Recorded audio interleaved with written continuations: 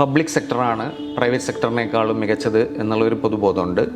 മറിച്ച് മുഖ്യധാര ഉണ്ടാക്കുന്ന മറ്റൊരു വികാരം എന്താണെന്ന് വെച്ചാൽ പ്രൈവറ്റ് സെക്ടറാണ് എപ്പോഴും പബ്ലിക് സെക്ടറിനെക്കാട്ടും മികച്ചതെന്ന്. ഇങ്ങനെയുള്ള ഒരു ബ്ലാക്ക് ആൻഡ് വൈറ്റ് ഡിഫറൻസിയേഷൻ ശരിക്കും സാധ്യമാണോ?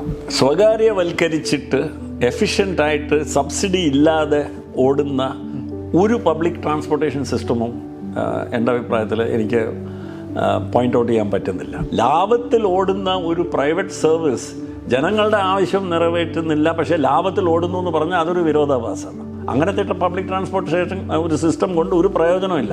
പൊതുമേഖലയും സ്വകാര്യ മേഖലയും തമ്മിൽ കമ്പയർ ചെയ്യുമ്പം പൊതുമേഖലയുടെ ഉത്തരവാദിത്വങ്ങളും പൊതുമേഖലയിലുള്ള റെസ്പോൺസിബിലിറ്റീസ് അടിച്ചേൽപ്പിക്കുന്ന റെസ്പോൺസിബിലിറ്റീസും സ്വകാര്യ മേഖലയിൽ അതേ റെസ്പോൺസിബിലിറ്റീസ് അടിച്ചേൽപ്പിച്ചാൽ ആരും മുന്നോട്ട് വരത്തില്ല ആ കരാർ എടുക്കാൻ.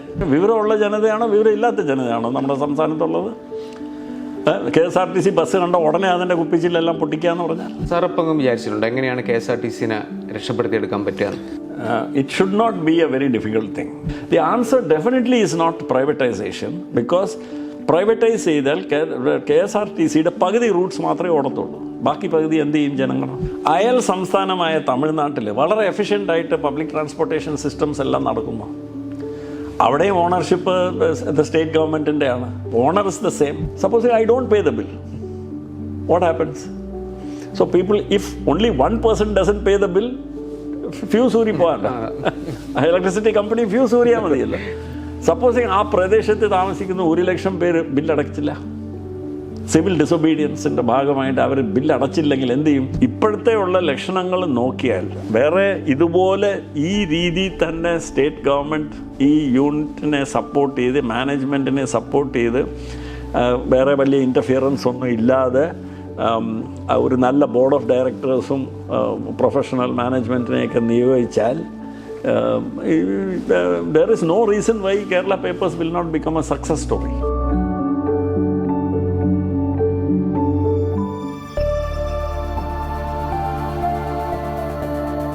കേരളത്തിൻ്റെ ഒരു പൊതുബോധത്തിൽ, അതായത് കേരളത്തിൻ്റെ വിചാരധാരയിൽ 2 സങ്കല്പങ്ങളുണ്ട്. ഒന്ന്, പബ്ലിക് സെക്ടറാണ് പ്രൈവറ്റ് സെക്ടറിനേക്കാളും മികച്ചത് എന്നുള്ളൊരു പൊതുബോധമുണ്ട്. മറിച്ച് മുഖ്യധാര ഉണ്ടാക്കുന്ന മറ്റൊരു വികാരം എന്താണെന്ന് വെച്ചാൽ പ്രൈവറ്റ് സെക്ടറാണ് എപ്പോഴും പബ്ലിക് സെക്ടറിനെക്കാട്ടും മികച്ചതെന്ന്. അത് ഒരുപാട് ഉദാഹരണങ്ങൾ പറയാനുണ്ട്. ഇപ്പം ബസ് സർവീസ് ആണെങ്കിൽ ksrtc ഒരു പൊളിഞ്ഞ് പാളീസായ ഒരു സമ്പ്രദായമാണ്, എന്നാൽ പ്രൈവറ്റ് സെക്ടറിൽ നന്നായിട്ട് നടക്കുന്നുണ്ട് എന്നൊക്കെ വെച്ചിട്ടാണ് അതിൻ്റെ ഉദാഹരണങ്ങളും എതിർ ഉദാഹരണങ്ങളൊക്കെ വരുന്നത്. ഇങ്ങനെയുള്ള ബ്ലാക്ക് ആൻഡ് വൈറ്റ് ഡിഫറൻസിയേഷൻ ശരിക്കും സാധ്യമാണോ കേരളത്തിലെ ഒരു വ്യവസായ രംഗത്തെ പറ്റി പറയുകയാണെങ്കിൽ? അല്ല, എൻ്റെ അഭിപ്രായത്തിൽ ഈ തർക്കം തന്നെ അല്ലെങ്കിൽ ഈ ഒരു സംവാദം പബ്ലിക് വേഴ്സസ് പ്രൈവറ്റ് സെക്ടർ തന്നെ അത് വിരൽ ചൂണ്ടുന്നത് ഇസ് ടുവേർഡ്സ് ദാറ്റ് നമ്മളെ സംസ്ഥാനത്ത് പ്രത്യേകിച്ചും കേരളത്തിൽ ഈ അമിതമായ രാഷ്ട്രീയവൽക്കരണം എല്ലാ വിഷയങ്ങളും നമ്മൾ ചർച്ച ചെയ്യുമ്പോഴും രാഷ്ട്രീയത്തിൻ്റെ ലെൻസിൽ കൂടെയാണ് നമ്മൾ കാണുന്നത്. അപ്പം ഈ പബ്ലിക് സെക്ടറും പ്രൈവറ്റ് സെക്ടറും നമ്മൾ നോക്കിയാൽ it is only a question of ownership. അത് who owns the company and who manages the company. ഓണേഴ്സാണ് മാനേജ്മെൻറ്റിനെ നിയമിക്കുന്നത്. അപ്പം പ്രൈവറ്റ് ഷെയർ ഹോൾഡേഴ്സ് ആണെങ്കിൽ പ്രൈവറ്റ് കമ്പനീസ് ആക്ടിൻ്റെ വ്യവസ്ഥകളനുസരിച്ച് private shareholders general body meeting they will elect board of directors who will appoint a managing team, and management team will run the company. And our management team in the superintendence and governance ഉത്തരവാദിത്വം board of directors നെയാണ് ഏൽപ്പിച്ചിരിക്കുന്നത്. The owners have nothing to do directly with the thing. അപ്പം ചില family run കൺസേൺസിൽ ഈ ownership 100% ഒരു proprietary concern ആണെങ്കിൽ ആ ആളായിരിക്കും വന്ന് കടയിൽ വന്നിരിക്കുന്നത് അല്ലെങ്കിൽ ബിസിനസ് നടത്തുന്നതൊക്കെ. ആൻഡ് മറ്റേ വ്യവസായ പ്രസ്ഥാനങ്ങളുടെ വളർച്ച ഒരു സർട്ടൺ പരിധി കഴിഞ്ഞാൽ ആ മാനേജ്മെൻറ്റ് സ്റ്റൈലിനുള്ള പരിമിതികൾ കാരണം അവർ പ്രൊഫഷണലൈസ് ചെയ്യും. അപ്പോൾ എൻ്റെ അഭിപ്രായത്തിൽ ഇങ്ങനെ ഒരു തർക്കത്തിന് വലിയ ആവശ്യമില്ല. Because it is a question of only ownership ആരുടെയാണ് ആൻഡ് മാനേജ്മെൻറ്റ് എങ്ങനെ വേണമെന്നുള്ളത്. അപ്പം ഓണേഴ്സ് വലിയ ഇൻട്രസ്റ്റ് എടുക്കാതെ ഏതെങ്കിലും ഉദ്യോഗസ്ഥന്മാരെയോ ആരെങ്കിലുമൊക്കെ കാഷ്വലായിട്ട് ചെയ്താൽ അത് ആ പ്രസ്ഥാനത്തിൻ്റെ ദൗർബല്യമായിട്ട് കണക്കാക്കാൻ പറ്റില്ല. ആ ഓണേഴ്സിൻ്റെ അനാസ്ഥയെപ്പറ്റി മാത്രമേ അത് വിരൽ ചൂണ്ടുന്നുള്ളൂ. അപ്പോൾ ഓണർ സ്റ്റേറ്റ് ഗവൺമെൻറ് ആണെങ്കിൽ സ്റ്റേറ്റ് ഗവൺമെൻറ് കൂടുതൽ ഇൻട്രസ്റ്റ് എടുത്ത് കൂടുതൽ പ്രൊഫഷണൽസിനെ നിയമിച്ച് കൂടുതൽ പ്രൊഫഷണലായിട്ടുള്ള രീതിയിൽ ആ വ്യവസായ സ്ഥാപനം നടത്തണം. ഇപ്പം സജീവ് KSRTC പറ്റി പറഞ്ഞു. അയൽ സംസ്ഥാനമായ തമിഴ്നാട്ടിൽ വളരെ എഫിഷ്യൻ്റായിട്ട് പബ്ലിക് ട്രാൻസ്പോർട്ടേഷൻ സിസ്റ്റംസ് എല്ലാം നടക്കുന്നു. അവിടെയും ഓണർഷിപ്പ് സ്റ്റേറ്റ് ഗവൺമെൻറ്റിൻ്റെയാണ്. ഓണർ ഇസ് ദ സെയിം, വേറെ സ്റ്റേറ്റ് ഗവൺമെൻറ് ആണെന്നേ ഉള്ളൂ. പക്ഷേ ആ സ്റ്റേറ്റ് ഗവൺമെൻറ് കൂടുതൽ ഇൻട്രസ്റ്റ് എടുത്ത് പ്രൊഫഷണലായിട്ടുള്ള കഴിവുള്ളവരെയൊക്കെ നിയമിച്ച് പ്രൊഫഷണലായിട്ടുള്ള ഇപ്പം അവിടെ ആരും തമിഴ്നാട്ടിൽ ഞാൻ വലിയ ക്രിറ്റിസിസം ഒന്നും കണ്ടിട്ടില്ല. ദാറ്റ് അവിടുത്തെ തിരുവള്ളുവർ ട്രാൻസ്പോർട്ട് കോർപ്പറേഷനും കട്ടപ്പമ്മൻ ട്രാൻസ്പോർട്ട് കോർപ്പറേഷനെല്ലാം ഇൻഎഫിഷ്യൻ്റായിട്ട് ഇങ്ങനെ നടക്കുന്നു. Any private fellow can do A better job എന്ന് ആരും പറയുന്നില്ല. അത് നന്നായിട്ട് നോടുന്നുണ്ട്. ബസ്സെല്ലാം സമയത്ത് ഓടുന്നു, ബസ്സെല്ലാം ക്ലീനാണ്, നീറ്റാണ് അവരുടെ ഡിപ്പോസ്. അപ്പം അയൽ സംസ്ഥാനത്ത് അവർക്ക് ചെയ്യാൻ പറ്റുവാണെങ്കിൽ എന്തുകൊണ്ട്? അപ്പം ഇത് കേരളത്തിൻ്റെ പിടിപ്പുകേടും കേരളത്തിൻ്റെ ഗവൺമെൻറ്റിൻ്റെ പിടിപ്പുകേടും കേരളത്തിൻ്റെ സർക്കാർ ഉദ്യോഗസ്ഥരുടെ അനാസ്ഥയും അതിനൊക്കെയാണ് ഇത് കാണിക്കുന്നത്. അല്ലാതെ പൊതുമേഖലയുടെ ദൗർബല്യം ഒന്നും ഇതുകൊണ്ട് നമ്മൾ കാണുന്നില്ലെന്നാണ് ഞാൻ പറയുന്നത്. അല്ല, ആ ഓണർഷിപ്പിൻ്റെ ഒരു പ്രശ്നം ഉണ്ടല്ലോ സാർ. കാരണം ഇതിനകത്ത് ഒരു പ്രൈവറ്റ് ബോഡിയാണ് അത് ചെയ്യുന്നതെങ്കിൽ അവർ കൂടുതൽ ലാഭം ഉണ്ടാക്കാനും കൂടുതൽ അങ്ങനെയുള്ള സംഗതികളൊക്കെ ചെയ്തിട്ട് അത് എങ്ങനെയെങ്കിലും ലാഭകരമാക്കി എടുക്കുമല്ലോ. അത് ഇൻ്റർനാഷണലി ഇപ്പം എസ്പെഷ്യലി നമ്മൾ പബ്ലിക് ട്രാൻസ്പോർട്ട് സിസ്റ്റത്തിനെ പറ്റി നോക്കിയാൽ സ്വകാര്യവൽക്കരിച്ചിട്ട് എഫിഷ്യൻ്റായിട്ട് സബ്സിഡി ഇല്ലാതെ ഓടുന്ന ഒരു പബ്ലിക് ട്രാൻസ്പോർട്ടേഷൻ സിസ്റ്റമും എൻ്റെ അഭിപ്രായത്തിൽ എനിക്ക് പോയിൻ്റ് ഔട്ട് ചെയ്യാൻ പറ്റുന്നില്ല. ഒരൊറ്റ പബ്ലിക് ട്രാൻസ്പോർട്ടേഷൻ സിസ്റ്റം. എല്ലാം public transportation systems which are publicly run. Because ഒരു പബ്ലിക് ട്രാൻസ്പോർട്ടേഷൻ സിസ്റ്റത്തിൻ്റെ ഉത്തരവാദിത്വം ബസ് എഫിഷ്യൻ്റായിട്ട് ലാഭത്തിൽ ഓടിക്കുക അല്ല, പക്ഷേ ആ ഒരു റീജിയനിലുള്ള ജനങ്ങളുടെ ഡെയിലി അവരുടെ വർക്ക് റിലേറ്റഡ് ട്രാവലും അവരുടെ വ്യവസായങ്ങളുടെ ആവശ്യങ്ങളും ആ സമൂഹത്തിൻ്റെ എല്ലാ ട്രാൻസ്പോർട്ടേഷൻ നീഡ്സും എല്ലാം നിറവേറ്റുക എന്നാണ്. ലാഭത്തിൽ ഓടണം എന്നുള്ള ഒരു ഡിസൈറബിൾ കൂട്ടിച്ചേർക്കൽ മാത്രമാണ്. ലാഭത്തിൽ ഓടുന്ന ഒരു പ്രൈവറ്റ് സർവീസ് ജനങ്ങളുടെ ആവശ്യം നിറവേറ്റുന്നില്ല, പക്ഷേ ലാഭത്തിൽ ഓടുന്നു എന്ന് പറഞ്ഞാൽ അതൊരു വിരോധാഭാസമാണ്. അങ്ങനത്തെ പബ്ലിക് ട്രാൻസ്പോർട്ടേഷൻ ഒരു സിസ്റ്റം കൊണ്ട് ഒരു പ്രയോജനമില്ല. അതിനർത്ഥം ഒരാൾ ഒരു ബസ്സോ 10 ബസ്സോ 50 ബസ് നല്ല ലാഭകരമായിട്ടുള്ള റൂട്ട്സിൽ മാത്രം ഓടിക്കും. പ്രൈവറ്റ് സെക്ടർ ആകുമ്പോൾ അതല്ല അവർ ചെയ്യാൻ പോകുന്നത്. ലാഭത്തിൽ ഓടുന്ന റൂട്ട്സിൽ മാത്രം ഓടിക്കും. 10 പേര് മാത്രമുള്ള ഒരു റൂട്ടിൽ അവർ ഓടിക്കത്തില്ല. അപ്പോൾ ആ ജനങ്ങൾ എന്ത് ചെയ്യും? അപ്പം ഈ പൊതുമേഖലയും സ്വകാര്യ മേഖലയും തമ്മിൽ കമ്പയർ ചെയ്യുമ്പം പൊതുമേഖലയുടെ ഉത്തരവാദിത്വങ്ങളും പൊതുമേഖലയിലുള്ള റെസ്പോൺസിബിലിറ്റീസ് അടിച്ചേൽപ്പിക്കുന്ന റെസ്പോൺസിബിലിറ്റീസും സ്വകാര്യ മേഖലയിൽ അതേ റെസ്പോൺസിബിലിറ്റീസ് അടിച്ചേൽപ്പിച്ചാൽ ആരും മുന്നോട്ട് വരത്തില്ല ആ കരാർ എടുക്കാൻ. അത്രയേ ഉള്ളൂ. അപ്പം ഈ പബ്ലിക് ട്രാൻസ്പോർട്ടേഷൻ സിസ്റ്റം അപ്പോൾ അതിൽ നിന്ന് വേറെ ഒരു വളരെ ഇമ്പോർട്ടൻറ്റ് ഒരു ഘടകത്തിലേക്ക് നമ്മൾ കടക്കും. അപ്പം അതെന്താണ്?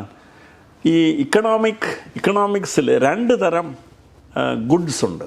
Goods, public goods and private goods. Private goods എന്ന് പറഞ്ഞാൽ നമ്മൾ കമ്പോളത്തിൽ വിൽക്കാനും നമ്മൾക്ക് വാങ്ങിക്കാനും വിൽക്കാനുമായിട്ടുള്ള സ്വാതന്ത്ര്യമുള്ള ഐറ്റംസാണ് പ്രൈവറ്റ് ഗുഡ്സ്. പബ്ലിക് ഗുഡ്സ് പിന്നെ വേറെ പല ഡിവിഷൻസും ഉണ്ട്. ലൈക്ക് ട്രേഡബിൾസ് ആൻഡ് നോൺ ട്രേഡബിൾസ് എന്ന് പറയും. ട്രേഡബിൾസ് എന്ന് പറഞ്ഞാൽ നമുക്ക് ഇവിടെ ഉൽപ്പാദിപ്പിച്ച് കേരളത്തിൽ ഉൽപ്പാദിപ്പിച്ച് അമേരിക്കയിലേക്ക് കയറ്റി അയക്കാവുന്ന ഒരു ഗുഡ്സ് ആണെങ്കിൽ അത് ട്രേഡബിൾ ഗുഡ്സ്. പക്ഷേ കോഴിക്കോട്ട് പ്രൊഡ്യൂസ് ചെയ്യുന്ന ഒരു സർവീസ് അമേരിക്കയിലേക്ക് അവിടെ ഡെലിവറി ചെയ്യാൻ പറ്റാത്ത സർവീസ്. ഇപ്പം ഇവിടെ health care service, baby memorial hospital നല്ലൊരു ഹോസ്പിറ്റലാണ്, അല്ലെങ്കിൽ ഇവിടുത്തെ Malabar cancer centre is a very good hospital. ഇതുകൊണ്ട് അമേരിക്കക്കാരന് ഒരു പ്രയോജനമില്ല. അയാൾ ഈ നല്ല സർവീസ് ഉപയോഗിക്കണമെങ്കിൽ ഇവിടെ വരണം. That's called a non tradable. അപ്പോൾ അങ്ങനെ പല വിധത്തിലുള്ള ഡിവിഷൻസ് ഉണ്ട്. അപ്പോൾ നമ്മൾ പബ്ലിക് ഗുഡ്സും പ്രൈവറ്റ് ഗുഡ്സും പറഞ്ഞാൽ പ്രൈവറ്റ് ഗുഡ്സ് നമുക്ക് പോയി ഇപ്പം ഈ കപ്പാണെങ്കിൽ നമ്മളൊരു സെറമിക്സ് കടയിൽ ചെന്ന് ഹൗസ് ഹോൾഡ് ഐറ്റംസ് കിട്ടുന്ന കടയിൽ ചെന്ന് നമുക്ക് മേടിക്കാം. പിന്നെ അതുപോലെ ഒരുപാട് സർവീസസും ഒക്കെ മേടിക്കാം. Public goods are those goods which ഒരു സമൂഹത്തിൽ എല്ലാവർക്കും ഈക്വലി ആക്സസിബിൾ ആക്കേണ്ട ചില കാര്യങ്ങൾ നമ്മുടെ നേച്ചർ തന്നെ അങ്ങനെ ചെയ്തിട്ടുണ്ട്. Like free air and freedom, പിന്നെ ഫ്രീഡം ഓഫ് റിലിജൻ, ഇതൊക്കെ പബ്ലിക് ഗുഡ്സ് ആയിട്ട് വേണമെങ്കിൽ പറയാം. അതിന് വിലയില്ല. There are other public goods also which are like security, പിന്നെ freedom from pollution, freedom from all these thing, അതും പബ്ലിക് ഗുഡ്സ് ആണ്. പിന്നെ ചില സമൂഹങ്ങളിൽ, മിക്ക സമൂഹങ്ങളിലും വളരെ ഇമ്പോർട്ടൻ്റ് ഒരു ഘടകം of public goods are education. അവർ പറയുന്ന എഡ്യൂക്കേഷൻ സ്വകാര്യവൽക്കരിക്കാൻ പാടില്ല, അതൊരു അവകാശമാണ്. അതെല്ലാവർക്കും 100% ജനങ്ങൾക്കും അവകാശമാണ്. അവർ സമ്പന്നരാണ് പാമരരാണ് അന്നും doesn't matter, all of them. അതുപോലെ ഹെൽത്ത് കെയർ. അപ്പം ഇന്നിപ്പോൾ നമ്മൾ നോക്കിയാൽ ഇന്ത്യയിലും കേരളത്തിലും ലോകത്തും ഏറ്റവും കമ്പോളവൽക്കരിക്കപ്പെട്ട 2 മേഖലകൾ എഡ്യൂക്കേഷനും ആരോഗ്യവുമാണ്. അപ്പോൾ അതൊരു വിരോധാഭാസമാണ്. ബിക്കോസ് ആക്ച്വലി ഈ സ്വകാര്യവൽക്കരണം നടക്കുമ്പം what happens is it enables some good things to happen, like modern best practices, quality എല്ലാം, അതിനുള്ള ഇമ്പോർട്ടൻസ് കൊടുക്കൽ, അതെല്ലാം അതിന് ആൾക്കാർ ശ്രദ്ധിക്കും. പക്ഷേ ആക്സസ്, ഇൻക്ലൂഷൻ അതെല്ലാം സഫർ ചെയ്യും. ബിക്കോസ് ഇതിന് എല്ലാത്തിനും ഒരു now there is a price. ഈ സർവീസ് ആക്സസ് ചെയ്യണമെങ്കിൽ you have to pay a price, and ആ price good part of our population cannot afford the price. അപ്പോൾ നമ്മുടെ ഇപ്പം പരാമർശിച്ച ഈ പൊതുമേഖല പൊതുവെ നമ്മുടെ ഈവൻ ഇന്ത്യയിലും കേരളത്തിലും ഏതെല്ലാം സർവീസസിലാണ് electricity generation, water distribution, water supply and distribution, then electricity distribution, then public transportation, പിന്നെ വേസ്റ്റ് മാനേജ്മെൻറ്റ്, പിന്നെ പബ്ലിക് റോഡ് സിസ്റ്റത്തിൻ്റെ, പബ്ലിക് ട്രാൻസ്പോർട്ടേഷൻ, റോഡ്സ്, ബ്രിഡ്ജസിൻ്റെ ഇതൊക്കെ.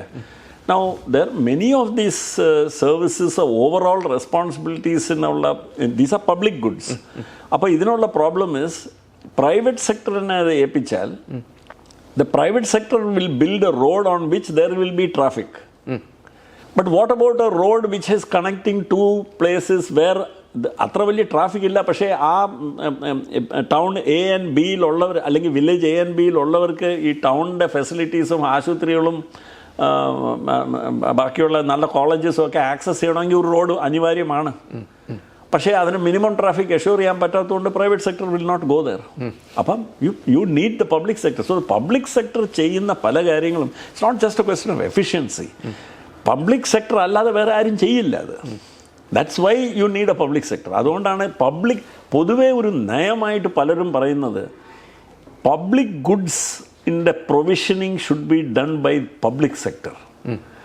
Because if you do it by the private sector, what happens is the private sector will choose those parts of the operation of that operation which are profitable. Unprofitable ആയിട്ടുള്ളത് അവർ ചെയ്യില്ല.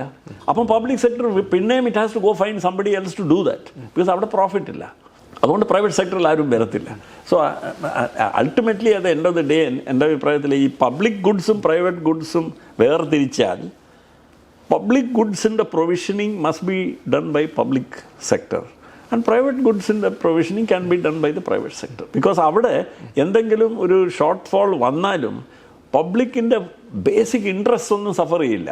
പക്ഷേ electricity supply ചെയ്തില്ല, water supply ചെയ്തില്ല, അങ്ങനെ എന്തെങ്കിലും വന്നാൽ ഈ സ്വകാര്യവൽക്കരണത്തിൻ്റെ വലിയ extreme examples it's now happening in the west.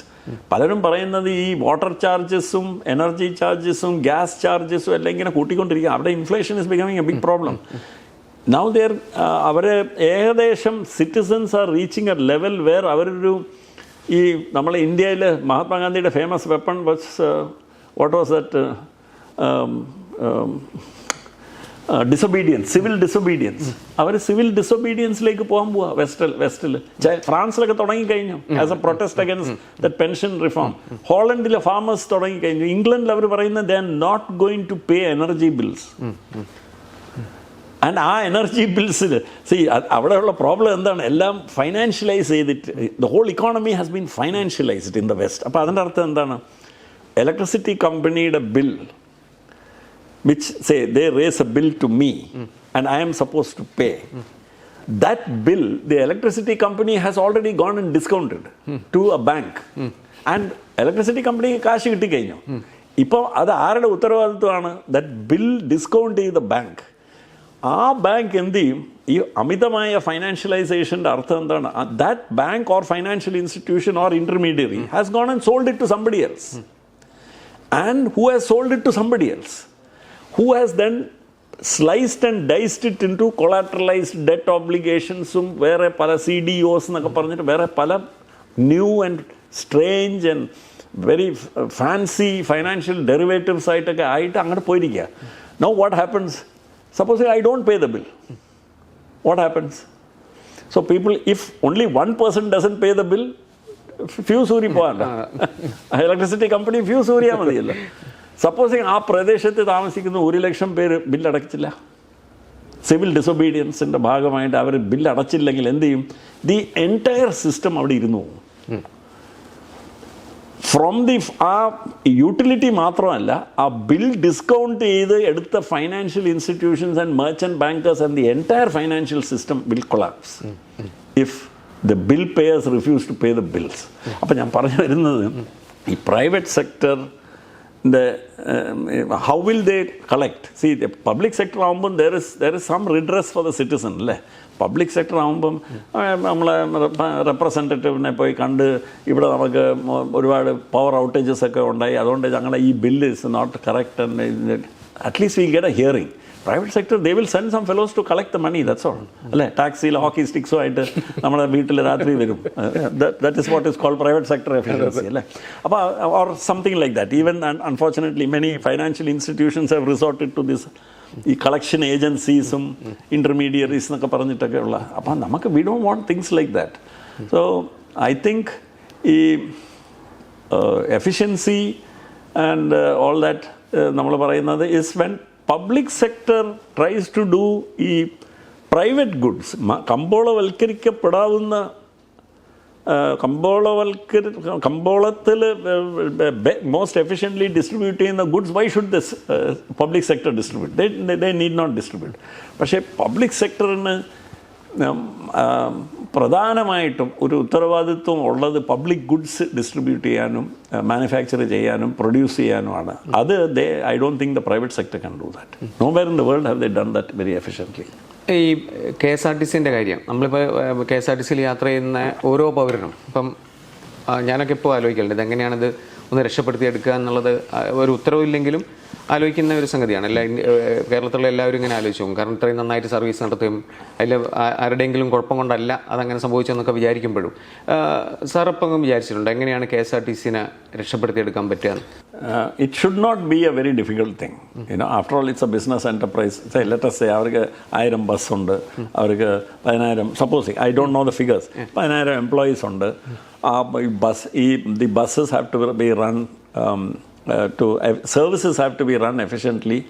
അത് എല്ലാം ലാഭത്തിൽ ചിലപ്പോൾ ഓടത്തില്ല. അപ്പം ഒരു വാട്ട് ക്യാൻ, സോ ഇതിൽ ഒരുപാട് പ്രശ്നങ്ങൾ where you run up against key decisions which are not being taken. For example, if the fares are well below what are economic fares, then the fares have to be increased. Now, if the fares cannot be increased because അതുകൊണ്ട് politically it is a difficult decision, then you have to give a subsidy to KSRTC. So, ഇത് രണ്ടും ഇല്ലാതെ KSRTC has to somehow run നഷ്ടത്തിൽ, and you are not giving the assurance that ആ subsidy കൊടുക്കില്ല, whatever, അതിനെപ്പറ്റി ഒരു അനിശ്ചിതാവസ്ഥ കൂടെ ഉണ്ടെങ്കിൽ you are creating a situation which there is no management answer to that. So എൻ്റെ അഭിപ്രായത്തിൽ ഒരു ഗുഡ് പ്രൊഫഷണൽ ബോർഡ് ആൻഡ് ട്രാൻസ്പോർട്ടേഷനിൽ വൈദഗ്ധ്യമുള്ള എത്രയോ എക്സ്പേർട്സ് ഉണ്ട് നമ്മുടെ രാജ്യത്ത്.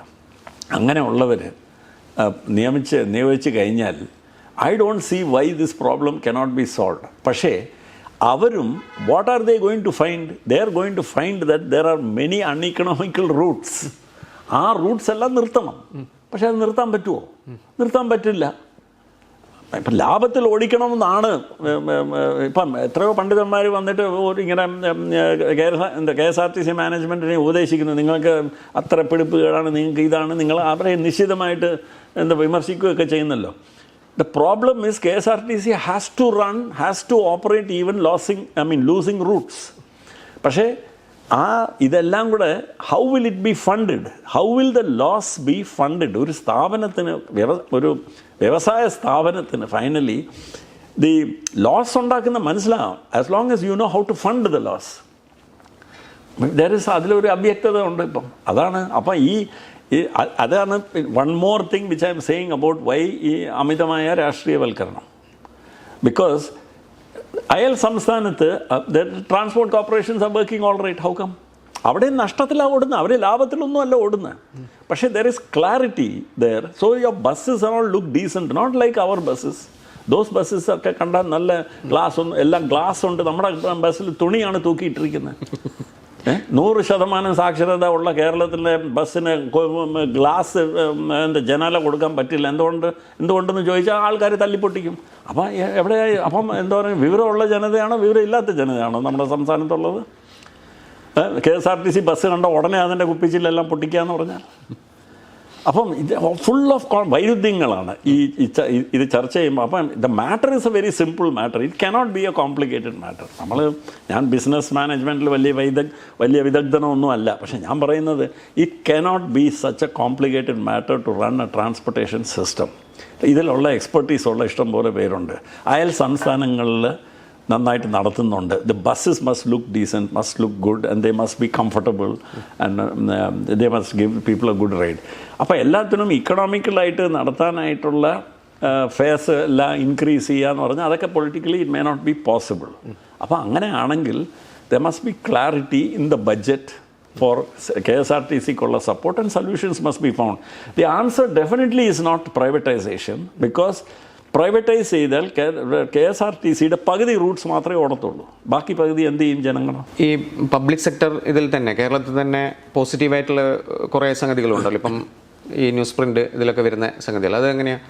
അല്ല, ഞാൻ നേരത്തെ പറഞ്ഞ പോലെ ചില ഒരു സെറ്റ് ഓഫ് ഗുഡ്സ് ഉണ്ട്, പബ്ലിക് ഗുഡ്സ് എന്ന് പറയുന്നത്, like transportation service, water service, electricity, ഇതൊക്കെ അത് പൊതുമേഖലയിൽ തന്നെ ചെയ്യുന്നതായിരിക്കും ബെസ്റ്റ്. ബിക്കോസ് ഓഫ് പല വൈരുദ്ധ്യങ്ങളുണ്ട്. ലൈക്ക് ഫോർ ഇൻസ്റ്റൻസ് എല്ലാം കമേഴ്ഷ്യൽ അടിസ്ഥാനത്തിൽ മാത്രം നടത്താൻ നോക്കിയാൽ പിന്നെ either the electricity charges will be too high, or the bus fares will be too high, or many routes will not have operators, private sector operators വരത്തില്ല, because അത് ലാഭകരമായിട്ട് ഓടിക്കാൻ പറ്റില്ല.